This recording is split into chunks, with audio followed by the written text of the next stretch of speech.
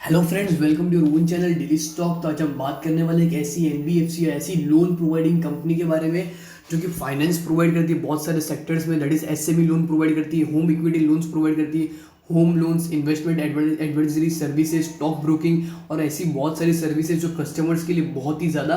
फायदेमंद होती है। उस तरह की सर्विसेज मार्केट में प्रोवाइड करता है, जिसको छोलामंडलम इन्वेस्टमेंट एंड फाइनेंशियल कॉर्पोरेशन के नाम से भी जाना जाता है। और उस कंपनी का शॉर्ट में जो नाम शेयर मार्केट में जो निकल कर आता है वो है छोला फाइनेंस कंपनी। तो उसी कंपनी का हम पूरा एनालिसिस करेंगे, कंपनी के फंडामेंटल्स, कंपनी के टेक्निकल्स, कंपनी के बारे में हर डिटेल एनालिसिस हम करेंगे। कंपनी की किस तरह की मार्केट में पोजीशन है करंटली, उसके बारे में भी हम बात करेंगे। आपको करंट मार्केट प्राइस पे इसको बाय करना चाहिए या नहीं, या आपको थोड़ा वेट करना चाहिए, आपको इसमें किस तरह से एंटर और एग्जिट करना, उन सब चीज़ों के बारे में हम बात करेंगे। तो आपको याद दिला दूं कि अगर अभी तक आपने हमारे इस चैनल को दैट इज डेली स्टॉक को अभी तक सब्सक्राइब नहीं किया हो तो चैनल को ज़रूर सब्सक्राइब कर दीजिएगा, ताकि आपको हर कंपनी का detail analysis, fundamental as well as technically पता चल सके। तो होप करता हूँ कि आपने अभी तक हमारे इस चैनल को सब्सक्राइब कर लिया होगा। बात कर लेते हैं कंपनी के बारे में। That is Cholamandalam investment and financial company limited. That is it is an NBFC firm जो प्रोवाइड करती है लोन। कौन कौन से सेक्टर में? That is vehicle loan provide करती है, home loan, corporate mortgage loan, small and medium enterprise को एसएमई लोन प्रोवाइड करती है, और इन्वेस्टमेंट एडवाइजरी सर्विस भी मार्केट में प्रोवाइड करती है। उसके थ्रू भी और इसकी अच्छी खासी इनकम मार्केट में जनरेट होती है। और इसकी जो मार्केट में जो रेप्यूटेशन है as an field of an advisory service, इसकी बहुत ही अच्छी रेप्यूटेशन है मार्केट में। तो इसी कंपनी का हम अभी डिटेल एनालिसिस करने वाले हैं। दैट इज इसका मार्केट कैपिटलाइजेशन अगर हम देखें तो वो है 27,442.22 करोड़ रुपीज़ का इसका मार्केट कैपिटलाइजेशन है। That is mid cap stock है, उसका मार्केट कैपिटलाइजेशन भी बहुत ही ज़्यादा और बहुत ही अच्छा खासा और बहुत ही अट्रैक्टिव देखने को मिला। That is number of stocks जितने मार्केट में ट्रेड हो रहे हैं उसको अगर आप करंट मार्केट प्राइस से मल्टीप्लाई कर दोगे तो उसका जो मार्केट कैपिटलाइजेशन है आपको वो निकल में आ जाएगा। बात कर ले इसकी करंटली मार्केट में जो बुक वैल्यू है वो कितनी है, तो वो करंटली है इसकी बुक वैल्यू 99.7। इसके बारे में भी हम detail analysis in further slides करने वाले हैं। बात कर ले इसकी जो ईपीएस निकल कर आ रही है वो है अर्निंग पर शेयर, वो है 15.79 रुपीज़। बात कर ले इसके पी रेशियो के बारे में, तो इसका जो इंडस्ट्री का पी रेशियो निकल कर आ रहा है वो है 35.03, जबकि इसका पी रेशियो है मात्र 21.2। जैसे आप देख सकते हैं इसके बहुत सारे कंपटीटर्स भी हैं मार्केट में। जैसे कि फाइनेंस कंपनी है तो फाइनेंस कंपनी के अंदर बहुत सारे इसके कंपटीटर्स हैं। That is Mahindra and Mahindra finance, India bulls finance, India bulls housing finance corporations और मन्नपुरम फिनेंस करके ऐसे बहुत सारे कॉम्पिटिटर्स भी है। तो उन इंडस्ट्रीज के परफॉर्मेंस के हिसाब से इसका जो भी आपको शेयर करंट मार्केट प्राइस के हिसाब से जो मिल रहा है वो in comparison to its competitors बहुत ही सस्ते भाव में आपको मिल रहा है। बात कर ले इसकी price to book value, that is PB ratio भी इसका जो सेक्टर का जो पीबी रेशियो है उससे भी बहुत ही ज़्यादा कम है। That is 3.36। बात कर ले इसकी डिविडेंड यील्ड के बारे में, तो डिविडेंड यील्ड से इसका है 0.51% on its face value, that is 2 rupees. अगर आप इस शेयर में इन्वेस्टमेंट भी करना चाहते हो तो इस शेयर में आप for an value investing purpose से भी इसमें इन्वेस्ट कर सकते हो। इसमें आप डिविडेंड की उम्मीद नहीं रख सकते, क्योंकि एक एनबीएफसी फर्म है जो कि लोन प्रोवाइड करता है बहुत सारे अदर सेक्टर्स को। बात कर ले इसकी डिलीवरी जो कि आप टुडे की आप देख सकते हो कि डेट इज 23.67% की इसकी डिलीवरी है। दैट इज 23% लोगों ने आज इसमें माल खरीदा है जो कि लॉन्ग टर्म पर्पस के लिए रखना चाहते हैं। अगर अभी तक आपने पीई और पीवी रेशियो का मतलब आपको नहीं पता हो तो उसकी लिंक हमने डिस्क्रिप्शन में दे दी है, उसका मतलब आप उधर जाके देख सकते हो। अब हम इसका रेवेन्यू और प्रॉफिट का कंपैरिजन करेंगे पिछले कुछ सालों से। दैट इज 2017 से लेकर 20 तक कंपनी का जो रेवेन्यू और प्रॉफिट कंपनी ने जनरेट किया है उसके बारे में हम एनालिसिस करते हैं। तो 2017 में कंपनी ने जो रेवेन्यू जनरेट किया था वो था 4.69 थाउजेंड करोड़ रुपीज़ का, जो कि 18 में बढ़कर हो चुका था 5.55 थाउजेंड करोड़ रुपीज़, जो कि 19 में बढ़कर हो चुका था 7.10 थाउजेंड करोड़ रुपीज़। और इस साल फिर से जो कंपनी का जो रेवेन्यू उसमें आपको डाउन ट्रेंड नहीं जबकि बहुत ही अच्छा अप ट्रेंड देखने को मिल रहा है, और वो हो चुका है 8.71 थाउजेंड करोड़ रुपीज़ का कंपनी का रेवेन्यू है। बात कर ले कंपनी के प्रॉफिट, तो प्रॉफिट में भी आपको बहुत ही अच्छा ट्रेंड देखने को मिला, दैट इज इंक्रीजिंग ट्रेंड। 2017 में कंपनी का जो प्रॉफिट था वो था 0.71 करोड़ टू 1000 करोड़ रुपीज़ का, जो कि 19 में बढ़कर हो चुका था 0.91 थाउजेंड करोड़ रुपीज़, और इस 2019 में 1.19 थाउजेंड करोड़ रुपीज़। और इस साल due to pandemic situation company जो मार्केट में जो एक्सपेंडिचर्स होते हैं वो बहुत ही ज़्यादा हो गए थे in comparison to its previous year. So company का जो प्रॉफिट है वो थोड़ा उसमें आपको डाउनफॉल देखने को मिला है। इसका भी हम detail analysis in further slides करने वाले, और इस साल कंपनी का जो प्रॉफिट निकल कर आ रहा है वो हो चुका है 1.05 थाउजेंड करोड़ रुपीज़ का। अब हम बात कर लेते हैं कंपनी की प्रमोटर होल्डिंग के बारे में। तो कंपनी जो प्रमोटर होल्डिंग है वो किस टाइप की है, तो डेट इज देख सकते हैं कि आप कंपनी ने जो अपने शेयर्स, जो कि टोटल प्रमोटर होल्डिंग है इस कंपनी की वो है 51.64%, जबकि म्यूचुअल फंड होल्डिंग है 24.64%, DII की होल्डिंग है 29.13%, FII की होल्डिंग है 11.32%, और अदर पार्टीज रिटेल इन्वेस्टर्स की इन्वेस्टिंग पैटर्न है, इन्वेस्टिंग अमाउंट है अमाउंट दैट इज 7.90%। इसके अंदर अदर पार्टीज का इन्वेस्टमेंट है। बात करें जैसे कि आप सबको पता ही होगा कि कोई भी कंपनी की प्रमोटर होल्डिंग मोर देन 50% हो तो उस कंपनी के जो प्रमोटर्स है उसको भी उस कंपनी में ग्रोथ इन फर्दर टाइम दिख रहा है। तो आप इसमें कह सकते हैं कि आप इसमें अगर निवेश भी करते हो तो अगर जब तक इसके अंदर प्रमोटर होल्डिंग मोर देन 50% हो तब तक आपको इसमें एग्जिट करने का नहीं सोचना चाहिए। अब जैसे कि मैंने आपको बोला कि इसकी हम प्रॉफिट को कंपेयर करेंगे पिछले कुछ सालों से, तो जब देख सकते हैं कि इसने जो इस साल जो कम प्रॉफिट किया उसका रीज़न क्या है, तो उन सब चीज़ों के बारे में हम देखने वाले हैं। बात कर लेते हैं कंपनी के सेल्स, दैट इज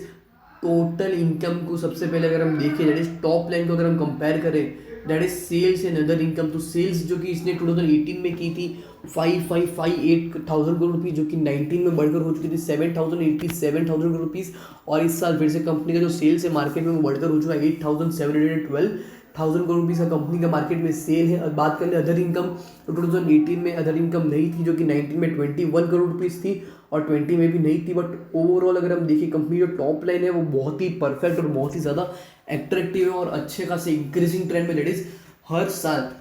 ऑलमोस्ट कम से कम 10 to 20% आपको जो टोटल इनकम है कंपनी में उसमें आपको बढ़ोतरी देखने को मिल रही है। 2018 में कंपनी की टोटल इनकम थी 5,559 करोड़ रुपीज़ की, जो कि 19 में बढ़कर हो चुकी थी 7,108 करोड़ रुपीज़, और इस साल फिर से जो कंपनी की जो टोटल इनकम है वो 20% से ज़्यादा ग्रो होकर हो चुकी है 8,712 करोड़ रुपीज़।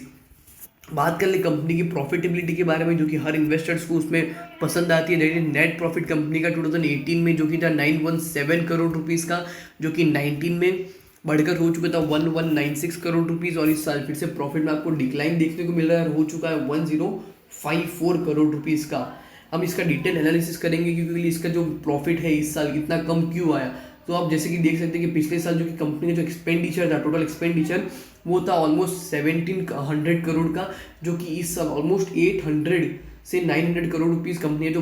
टोटल एक्सपेंडिचर है वो बढ़कर हो चुका है 2532 करोड़ रुपीज़ का। जो कि आप देख सकते हैं अगर कंपनी ने इस साल ज़्यादा से ज़्यादा अगर पेंडेमिक सिचुएशन में 2000 करोड़ का भी एक्सपेंडिचर किया होता मार्केट में, तो जो नेट प्रॉफिट निकल कर आ रहा है वो आपको बहुत ही ज़्यादा अट्रैक्टिव देखने को मिलता और ऑलमोस्ट 1500 करोड़ रुपीज़ का कंपनी का नेट प्रॉफिट होता। बट बात कर ले कंपनी के बारे में, तो कंपनी इन फ्यूचर भी बहुत ही अच्छा खासा रिस्पॉन्स देगी के लिए उस टाइम जो पेंडेमिक सिचुएशन होगी वो नहीं होगी, तो उसके कारण जो कंपनी की जो मार्केट में जो टोटल एक्सपेंडिचर जो कि आपको बहुत ही ज़्यादा देखने को मिला इस साल, उसमें आपको डाउन ट्रेंड देखने को मिल सकता है।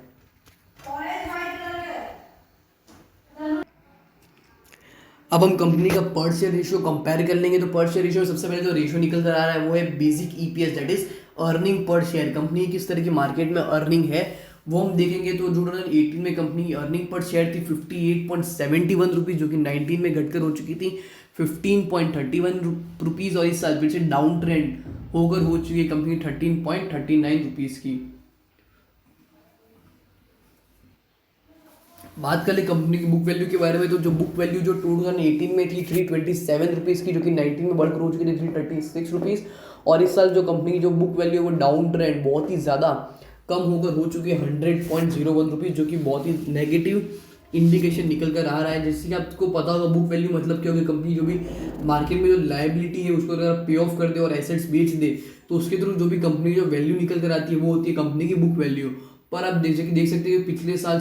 भी जो कंपनी की बुक वैल्यू थी वो मेंटेन्ड थी 350 या 300 के लेवल पर थी, जो कि इस साल बहुत ही ज़्यादा बुक वैल्यू कम होकर हो चुकी है 100 रुपीज़, जो कि एक नेगेटिव इंडिकेशन है। तो अगर आप इस फील्ड में या इस शेयर में इन्वेस्ट करते हो तो आपको इस बुक वैल्यू के बारे में भी आपको पूरा नॉलेज होना चाहिए। बात कर ले कंपनी के मार्जिन रेशियोज के बारे में, तो मार्जिन रेशियो में जो सबसे पहले जो रेशियो निकल कर आ रहा है वो है gross profit margin percentage. Gross profit margin percentage मतलब क्या हो गया, कंपनी जितना भी ग्रॉस प्रॉफिट जनरेट करती है in comparison to its net profit, net sales के ऊपर जितना भी ग्रॉस प्रॉफिट कंपनी जनरेट करती है, तो उसका जो रेशियो जो निकल कर आता है वो in percentage form gross profit margin बोला जाता है, जो कि अगर इंक्रीजिंग ट्रेंड में हो तो कंपनी के लिए बहुत ही अच्छी बात होती है, कॉन्स्टेंट रेट में हो तो भी बहुत ही अच्छी बात होती है कंपनी के लिए, जो कि 2018 में थी 73.9%, जो कि 19 में बढ़कर हो चुकी थी 77.27%, और इस साल फिर से थोड़ा सा गिरकर हो चुके 72.21%, जो कि ऑलमोस्ट अच्छी ही है, क्योंकि वो जो ग्रॉस प्रॉफिट मार्जिन परसेंटेज वो मोर देन 70% है। बात कर ले कंपनी के ऑपरेटिंग मार्जिन परसेंटेज के बारे में, तो ऑपरेटिंग प्रॉफिट मार्जिन परसेंटेज या ऑपरेटिंग मार्जिन परसेंटेज मतलब क्या होगा, कंपनी की जो भी मार्केट में शॉर्ट टर्म पेबल्स होते हैं वो कंपनी, और जो कैश फ्लो का जो सर्कुलेशन होता है कंपनी के अंदर वो कंपनी किस तरह से कर रही है, तो वो आपको बताता है ऑपरेटिंग मार्जिन परसेंटेज, जो कि अगर इंक्रीजिंग ट्रेंड में हो तो कंपनी के लिए बहुत ही ज़्यादा अच्छी बात होती है, या फिर वो कांस्टेंट भी हो तो भी बहुत ही अच्छा इंडिकेशन होता है, जो कि 2018 में थी 72.99%, जो कि 19 में बढ़कर हो चुकी थी 76.46%, और इस साल फिर से गिरकर हो चुकी है 70.93%। बात कर ली company net profit margin percentage के बारे में। Net profit margin percentage in comparison to जितना भी कंपनी नेट प्रॉफिट जनरेट करती है इन करंट ईयर, उसको अगर आप कंपनी की जो नेट सेल्स होता है उससे आप कंपेयर करते हो इन परसेंटेज फॉर्म, तो आपको नेट प्रॉफिट मार्जिन परसेंटेज निकल कर आता है। जैसे कि आपको पता है कि इस साल जो कंपनी ने जो सेल्स की है वो बहुत ही ज़्यादा की, और जो प्रॉफिट है थोड़ा डिक्लाइन हो गया है, तो उसके कारण जो कंपनी जो नेट प्रॉफिट मार्जिन परसेंटेज है इस साल दैट इज 2020 वो आपको 12.09% में देखने को मिल रहा है, जो कि पिछले साल था 16.88%, और उसके भी पिछले साल था मार्च 2018 में 16.5%। अब कंपनी के रिटर्न रेशियोज कंपेयर कर लेंगे, तो रिटर्न रेशियो में सबसे पहले जो रेशियो है वो है रिटर्न ऑन नेटवर्थ या रिटर्न ऑन इक्विटी परसेंटेज। इसका मतलब है कंपनी जो भी मार्केट में इक्विटी शेयर होल्डर्स है उसके ऊपर कंपनी कितना परसेंटेज ऑफ रिटर्न उनको कमा के दे रही है, वो बताता है रिटर्न ऑन इक्विटी या रिटर्न ऑन नेटवर्थ परसेंटेज। तो वो भी 2018 में था 17.93%, जो कि 19 में बढ़कर हो चुका था 19.29%, और इस साल फिर से जो कंपनी का रिटर्न ऑन इक्विटी परसेंटेज उसमें आपको डाउन ट्रेंड देखने को मिल रहा है और हो चुका है 12.85%। अब हम कंपनी का ROCE परसेंटेज देखेंगे, that is return on capital employed.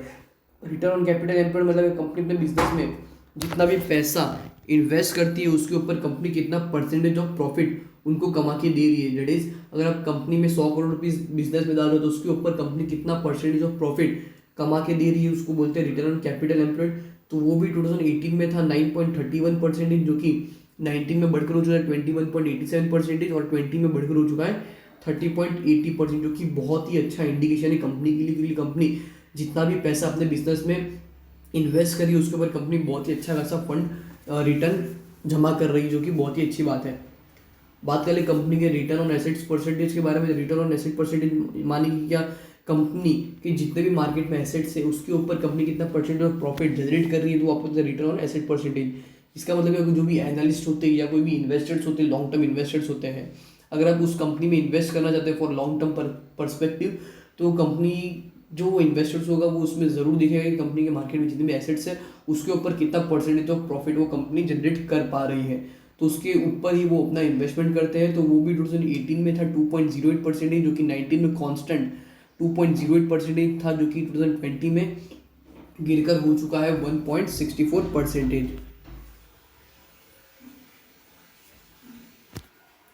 अब हम कंपनी के लिक्विडिटी रेशियोज को कंपेयर करेंगे, तो लिक्विडिटी रेशियो में सबसे पहले जो रेशियो निकल कर आता है वो है करंट रेशियो।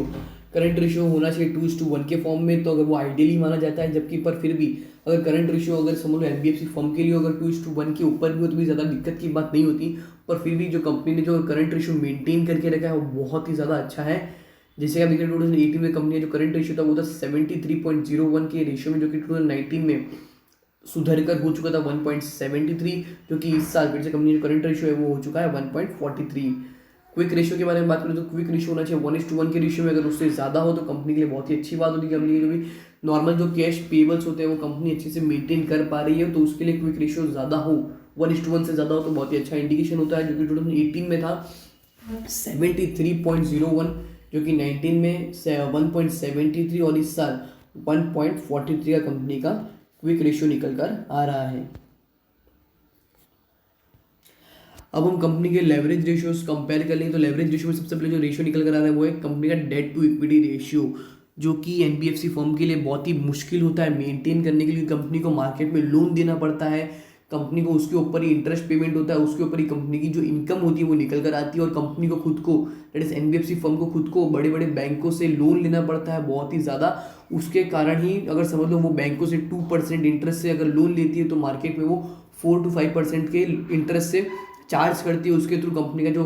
प्रॉफिट जो इंटरेस्ट इनकम होती है वो निकल कर आती है, जो कि आप देख सकते हो date to equity ratio company का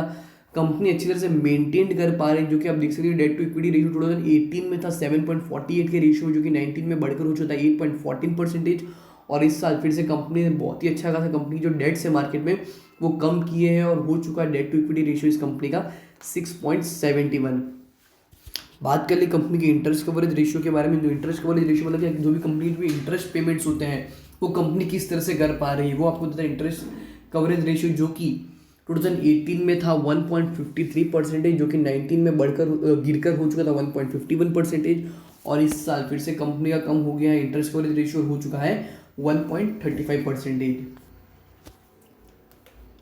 बात कर लेते हैं कंपनी टर्न ओवर रेशियो में। उसके सबसे पहले जो रेशियो निकल कर आ रहा है वो है asset turn over ratio. Company जो भी एसेट्स है मार्केट में वो कितने परसेंटेज से रोल ओवर हो पा रहे हैं ऑन एन ईयरली बेसिस, तो वो निकल कर आ रहा है 2018 में वो था 12.58%, जो कि 19 में गिरकर हो चुका था 12.32%, और इस साल 13.60%। इस साल एसेट टर्नओवर रेशियो आपको इंक्रीज इन ट्रेंड में इसलिए भी देखने को मिला है क्योंकि कंपनी जो मार्केट में एसेट्स है वो कम हो चुके हैं, और कंपनी जो भी कम एसेट्स है उसके ऊपर कंपनी बहुत ही अच्छा खासा रिटर्न कमा के दे रही है। बात करें कंपनी की इन्वेंटरी टर्नओवर रेशियो, तो कंपनी जो भी मार्केट में इन्वेंटरी है, इन्वेंटरी कंपनी की कोई भी नहीं हो सकती कंपनी एनबीएफसी फर्म है जो कि लोन प्रोवाइड करता है, कोई कंपनी की कोई इन्वेंटरी या मार्केट में कोई स्टॉक नहीं है इसलिए। अब कंपनी के ग्रोथ रेशियोज कंपेयर करें तो ग्रोथ रेशियो में सबसे पहले जो रेशियो निकल कर आ रहा है वो है CAGR in comparison to its sales और CAGR in comparison to its net profit. Company market में जितना भी सेल्स जनरेट करती है उसका जो भी CAGR compound annual growth return जो निकल कर आ रहा है वो हम देखेंगे, जो कि 2018 में था 14.38%, जो कि 19 में बढ़कर हो चुका था 18.93%, और इस साल बढ़कर हो चुका है 22.9%। जो कि मैंने आपको पहले ही बोला कि कंपनी का जो भी सेल्स हो रहा है उसमें आपको कोई भी दिक्कत भरी बात नहीं, क्योंकि उसमें आपको कंटिन्यूस इंक्रीजिंग ट्रेंड ही देखने को मिल रहा है। बात करें कंपनी के नेट प्रॉफिट मार्जिन परसेंटेज के बारे में, तो नेट प्रॉफिट मार्जिन परसेंटेज इन ईयर 2018 वो था 27.37%, जो कि 19 में बढ़कर हो चुका है 27.71%, और इस साल फिर से गिरकर हो चुका है 13.66% की। कंपनी जो भी मार्केट में जो एक्सपेंडिचर हुआ था वो बहुत ही ज़्यादा हुआ था, उस कारण कंपनी का जो नेट प्रॉफिट मार्जिन परसेंटेज है that is CAGR compound annual growth return उसमें आपको डाउन ट्रेंड देखने को मिला है। अब हम बात कर लेंगे कंपनी करंटली कौन कौन से सेक्टर्स में लोन प्रोवाइड करती है और किस तरह से अच्छा खासा पैसा जमा करती है। तो उसके सबसे पहले जो लोन है वो है कमर्शियल व्हीकल लोन्स। जो भी कंपनी के अंदर जो भी समझ लो किसको भी कोई व्हीकल चाहिए, कोई कमर्शियल व्हीकल मतलब कोई ट्रक हो गया या कोई बड़े बड़े ट्रैक्टर हो गए, तो उस तरह के कोई भी व्हीकल चाहिए तो उसके ऊपर कंपनी लोन प्रोवाइड करती है। सेकंड है पैसेंजर व्हीकल लोन्स, कोई भी गाड़ी हो गई, अगर आपको समझ लो बहुत ही कम इंटरेस्ट में अगर आपको समझ लो कार चाहिए हो या कोई भी ऑटोमोबाइल का कोई भी व्हीकल चाहिए होता है, तो अगर आपको कम इंटरेस्ट में चाहिए तो ये बहुत ही अच्छी कंपनी है चोला फाइनेंस, बहुत ही कम इंटरेस्ट में लोगों को पैसेंजर व्हीकल लोन भी प्रोवाइड करती है, टू व्हीलर लोन भी प्रोवाइड करती है, tractor loans, construction equipment loan जो कि बहुत ही महंगे होते हैं तो उसको भी आप अगर लोन पर लेना चाहो तो ले सकते हो, तो वो भी प्रोवाइड करती है। और home equity, home loans, SME loans और छोला वेल्थ मतलब ये म्यूचुअल फंड की तरह भी कंपनी काम करती है। उनका खुद का एक वेल्थ फंड भी अगर आप उसमें भी अगर आप निवेश करते हो लॉन्ग टर्म के लिए तो उसमें भी आपको बहुत ही अच्छा खासा रिटर्न वो कमा के दे सकती है। अब हम कंपनी को थोड़ा और डिटेल तरीके से कंपेयर करेंगे तो डेट इज आप देख सकते हैं कि कंपनी का ईयर ऑन ईयर बेसिस में जो कंपनी का जो सेल्स है उस year compound annual growth return almost 15% से बढ़ रहा है, पर कंपनी का जो पिछले साल से इस साल जो आपको डाउन ट्रेंड देखने को मिला सेल्स में वो हो चुका है -4% के हिसाब से, पर फिर भी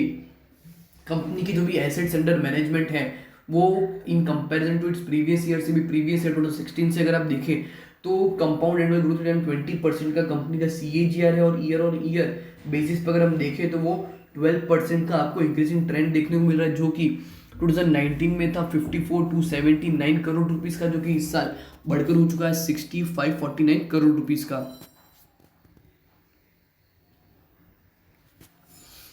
अब हम कंपनी के लोन, लॉस और प्रोविजंस के बारे में बात कर लेंगे। तो सबसे पहले जो चीज़ निकल कर आ रही है वो है कंपनी जो भी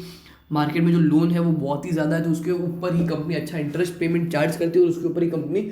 उनका जो इंटरेस्ट इनकम होती है वो अर्न कर पाती है। वो भी आप देख सकते हैं कंपनी जो भी प्रोविजंस है, अगर आप इस साल देखें तो कंपनी जो प्रोविजंस निकल कर आ रहे हैं वो ऑलमोस्ट 1.5% और उसके अंदर टोटल प्रोविजंस है कंपनी का 0.8%, जो कि बहुत ही अच्छी बात है। अगर हम बात करें कंपनी के प्रॉफिट बिफोर टैक्स के बारे में, तो वो भी कंपनी का प्रॉफिट बिफोर टैक्स बहुत ही ज़्यादा अट्रैक्टिव है, जो कि पिछले साल 3.7% था, जो कि इस साल 3.5% है। Even in the pandemic situation company जो प्रॉफिट बिफोर टैक्स मेंटेन कर पा रही है वो बहुत ही ज़्यादा अच्छा है। और जैसे कि मैंने आपको पहले ही बोला कि बहुत ही बड़ी फाइनेंस कंपनी जो कि लोन प्रोवाइड करती है बहुत सारे अलग अलग सेक्टर्स में। तो अगर हम इसका डिटेल्ड एनालिसिस लाएंगे कौन से सेक्टर में कंपनी कितना परसेंटेज ऑफ लोन प्रोवाइड करती है, तो आप देख सकते हैं कि यूज्ड व्हीकल्स के ऊपर कंपनी 26% ऑफ लोन प्रोवाइड करती है, लाइट कमर्शियल व्हीकल्स पे 21%, हैवी कमर्शियल व्हीकल्स पे 13%। अगर आपको पैसेंजर्स कार चाहिए हो तो उसमें 10%, अगर फार्मर्स को ट्रैक्टर चाहिए होता है तो उसके अंदर 8%, मल्टी यूटिलिटी व्हीकल्स या 2-3 चीज़ों के लिए काम आने वाली जो भी व्हीकल्स होती है, जीप या थार, उसके ऊपर 7% ऑफ लोन प्रोवाइड करती है, कंस्ट्रक्शन इक्विपमेंट पे 5%, मिनी लाइट कमर्शियल व्हीकल्स पे 5%, 2 व्हीलर्स पे 4% और 3 व्हीलर्स ऑटो रिक्शा जैसी व्हीकल्स पे 1% ऑफ लोन अपने पूरे फंड में से लोगों को देती है, जो कि बहुत ही डाइवर्सिफाइड एसेट पोर्टफोलियो इनका जो आपको देखने को मिल रहा है बहुत ही ज़्यादा अट्रैक्टिव है। कंपनी ने बहुत ही अच्छी तरह से कंपनी का जो भी लोन प्रोवाइड करने का जो तरीका है वो बहुत ही अच्छी तरह से मेंटेन करके रखा है। इसको अगर हम और डिटेल्ड तरीके से जाने तो वो आप देख सकते हैं कि ईयर ऑन ईयर बेसिस पे कंपनी का जो CAGR निकल कर आता है वो 17% हो चुका है, और ईयर ऑन ईयर अगर पिछले साल से अगर हम देखें तो वो था 24,983 करोड़ रुपीज़ का कंपनी के व्हीकल फाइनेंस किए थे, जो कि इस साल घटकर हो चुके हैं 23,387 करोड़ रुपीज़, बिकॉज लोगों ने पेंडेमिक सिचुएशन में ज़्यादा लोन नहीं लिया है, ज़्यादा व्हीकल्स भी खरीदे नहीं है, तो उसके थ्रू कंपनी का जो ईयर ऑन ईयर बेसिस पे जो आपको व्हीकल फाइनेंस करने का जो बिजनेस है उसमें आपको 6% का डाउन ट्रेंड देखने को मिला है। पर बात कर ले कंपनी का business AUM that is asset under management का, अगर हम नेट देखें तो वो 22% के CAGR से आपको बढ़ते हुए ट्रेंड में देखने को मिल रहा है, और ईयर ऑन ईयर बेसिस पे कंपनी का जो ग्रोथ है AUM that is asset under management का, उसमें आपको 9% के इंक्रीमेंटल ट्रेंड देखने को मिला, जो कि पिछले साल था 40,606 करोड़ रुपीज़ का, जो कि इस साल बढ़कर हो चुका है 44,206 करोड़ रुपीज़ का, जो कि बहुत ही अच्छी बात है। अब जो कि अगर आप इस शेयर में निवेश करना चाहते हो तो सबसे इंपॉर्टेंट चीज़ होती है आपको कौन से प्राइस पे इसको बाय करना और कौन से प्राइस पे इसको सोल्ड करना। तो कंपनी के बारे में हम हर चीज़ जानेंगे, जो कि आपने कंपनी के बारे में हर चीज़ जानी, जैसे कि कंपनी के फंडामेंटल्स, टेक्निकल्स। तो कंपनी का जो करंटली मार्केट जो आज जो क्लोज हुआ है वो ऑलमोस्ट 5% के ऊपर क्लोज हुआ है, और कंपनी का जो मार्केट प्राइस आज जो निकल कर आ रहा है वो है 484.75, और कंपनी ऑलमोस्ट अपने हाइज को तोड़ चुकी है, और करंटली मार्केट में इसका जो शेयर है वो 484.75 पे ट्रेड कर रहा है। तो सबसे इंपॉर्टेंट डिसीजन क्या होगा, आपको इस शेयर में अभी निवेश करना चाहिए या नहीं। तो अगर आपको इस शेयर में निवेश करना है, जैसे छोला फाइनेंस में आपको निवेश करना है, अगर आपको यह शेयर अगर समझ लो 400 के नीचे आपको अगर समझ लो बाइंग रेंज में मिल जाए, तो आप इसमें अपना जो बाइंग लेवल है वो आप इसमें बढ़ा सकते हो। आप इसमें डिप में बाय करना चाहो तो आप इसमें कर सकते हो। तो होप करता हूँ कि आपको जो चोला फाइनेंस का जो हमने अभी डिटेल एनालिसिस किया वो आपको अच्छा लगा हो। अगर आपको वीडियो अच्छी लगी हो तो वीडियो को लाइक, शेयर और हमारे चैनल को सब्सक्राइब ज़रूर कर दीजिएगा। Thank you.